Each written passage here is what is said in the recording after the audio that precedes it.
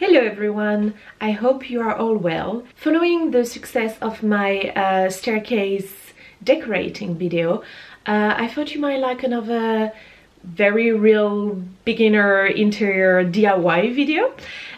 So today we're going to talk about tiling. To give you a bit of context, our house is a new build developer house, which means that when building it, the developers took many shortcuts, mostly when it comes to finishing touches.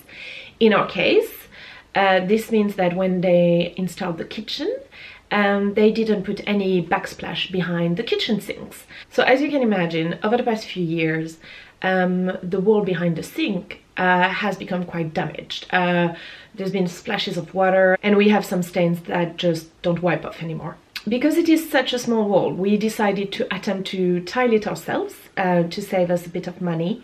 It is good to note that this is our first tiling job ever. So please, professional tilers, look away now, because this is a very real beginner tutorial. I've probably made a lot of mistakes being a total beginner, and I will actually talk about those mistakes and some lesson learned at the end of this video. So without further ado, let me show you how we went from this to this. Also, if you are looking to take on a similar project, keep watching because I will list the tools you need and I will also talk about cost at the end of the video. So this is a quick before. As you can see, the developer tiled the area behind the oven, the hob and stuff, but they never tiled the area behind the sink. See, over the year, the paint really got damaged because obviously we're using our sink. So it is about time for Andrew and I to fix that and make it much nicer and wipeable. And again, I cannot emphasize enough the fact that we've never ever done any tiling, so this will be a very real tutorial. For this project you will need a tile cutter. We borrowed a manual one from one of our friends, but you could also get an electric one. The tiles of your choice. Tile adhesive, grout, spacers, a trowel, a grout spreader, a tile file, sandpaper, a grout sponge, kitchen paper, caulk, silicone sealant, a smoothing tool. The first step will be for us to remove that seal we've got going on here, wash that wall, maybe sand it a bit so the mastic got a lot of grip. So we'll start with that. Are you ready for your first DIY? Okay, let's do this. Oh god, this is gonna be a bit harder than I thought.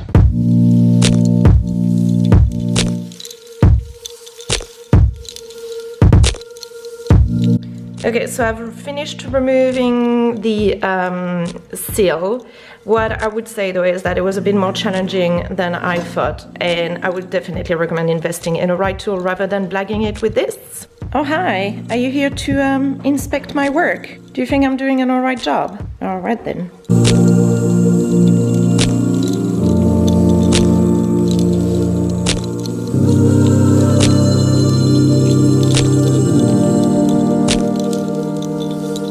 In the meantime, while I'm sanding and cleaning the walls, Andrew is rehearsing cutting tiles. And as you can see, it's a work in progress. Okay, so the wall has been sanded and cleaned, so it's ready to go. I'm just gonna wait for it to dry a bit. And then we'll start with the first row of tiles, which requires no cutting. So that'll help us figure out how many tiles we need per row, and then also to define exactly which tile we need to cut and how much we need to cut it. I'm kind of dreading that part because it's gonna be the most difficult one.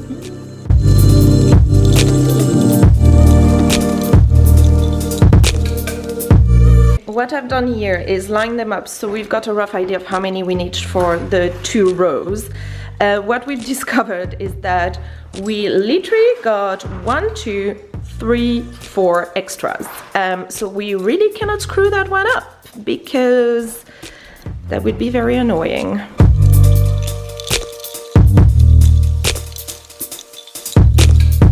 Now, one thing I'm going to do now before starting tiling the bottom row is cut those little spacer because we'll have the tile in that pattern, I need to cut the top of those.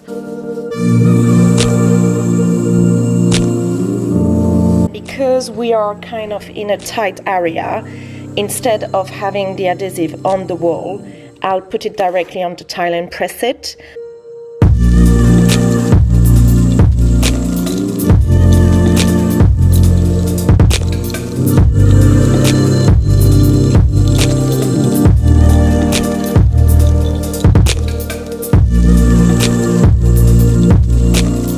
A few tiles now, and I have to say it's a lot more fidgety than I thought it would be.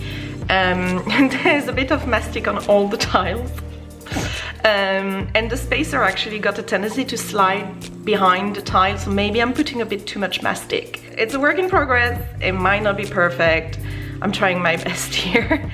But as I said, this will be a very real tutorial of how it might look if you do it yourself.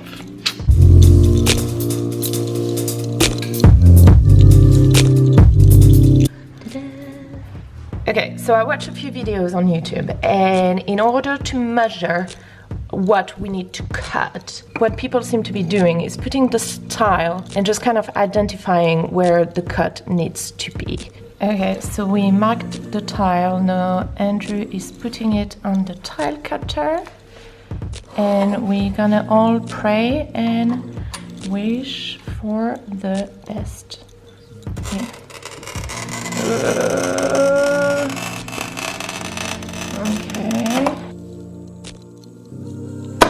Okay. Oh no, it cracked. So using a manual tile cutter is definitely not as easy as we thought. We've made quite a few mistakes so far, but we are getting a grip on it. What we found useful though is to get a file. We just happened to have one. We didn't even know we had one, but like a ceramic file. So at least if the cut is not perfect, but almost, we just file it.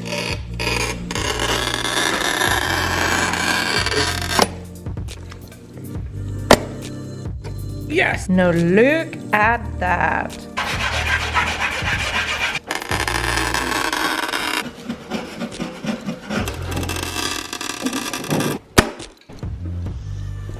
So as you can see, we had to blag it a bit around the plug, just because the manual tile cutter doesn't really allow to cut corners.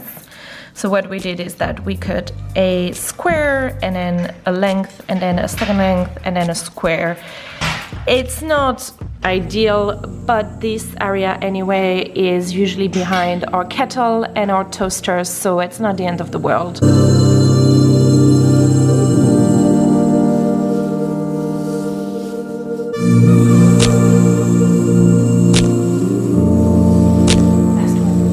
I look like a hot mess, but we're done. Now we need to leave the mastic to dry for 24 hours, which means that tomorrow afternoon I will get busy grouting. Welcome back. It's 24 hours later, so I am just getting ready to grout. I'm just gonna clean all the tiles first before grouting.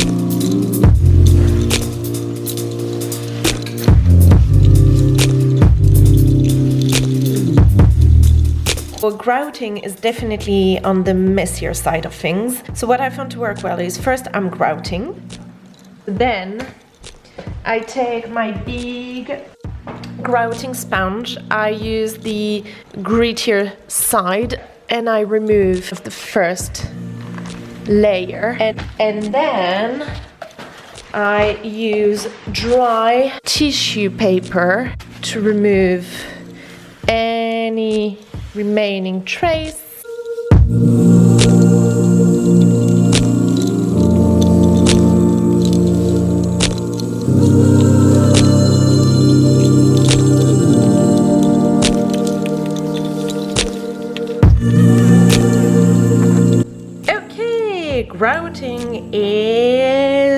finished. I'm gonna leave it to dry for a while and then I'll apply some sealant here and some caulk at the end. But I am pretty much done. Yes. Welcome back to day 3 of the tiling job. So there's 2 things I'm gonna do. I'm gonna use a transparent silicone sealant at on the bottom section of the wall.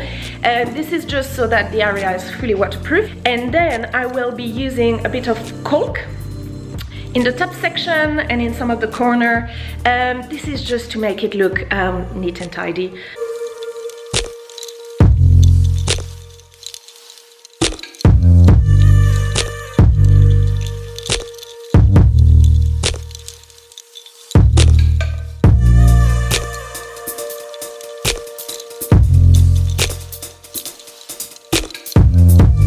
I find that when it comes to caulking, my finger is actually the best tool. Just make sure that when you do use your fingers are wet, otherwise your hands will get all sticky.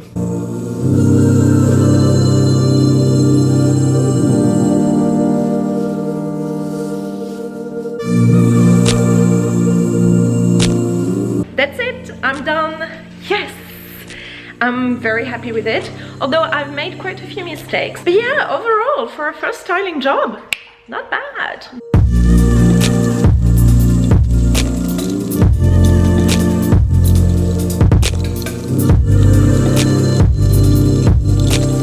Let's talk about money. So overall, I think this project came at around 150 to 200 pounds. This includes the tools, the tiles, all the material we need. It is also good to note that we were able to borrow some of the tools, including the tile cutter, from one of our friends. So if you can, I would highly recommend asking friends, family, or maybe a neighbor if they've got any of the tools you might need, so you can save a bit of money. In terms of mistakes and lessons learned, the first one I would say is that cutting tiles manually is definitely not as easy as it seems. Although it looks quite easy, when we first started using the manual tile cutter, it took us quite a few attempts before to get it right. Also, a manual tile cutter is not great to cut angles, so I would recommend, if you are planning to tile an area that got a lot of crooks and crannies, to maybe invest and rent an electric tile cutter. Removing the original silicone sealant was not as easy as I thought. So I would say, instead of doing it like us and being lazy, I would definitely recommend you get the proper tool to remove sealant. Grouting is quite messy, actually a lot messier than I thought, so it takes a lot of wiping and cleaning to remove all the grouting deposit of the tiles. Finally, tiling takes quite a bit of time because you have to wait for the mastic, the grout, to dry a good 24 hours before moving on to the next step. You might have also noticed in the last few shots that we've also changed the sink tap. I didn't bother filming it just because it is pretty straightforward and there are many videos on YouTube explaining to you how to change a kitchen tap, and I've linked a couple down below. And that's it. I hope you like the final result. If you do, please give this video a thumbs up, and if you are planning to undertake a similar tiling job, good luck. Trust me, if Andrew and I can do it, you can do it. See you next time. Bye.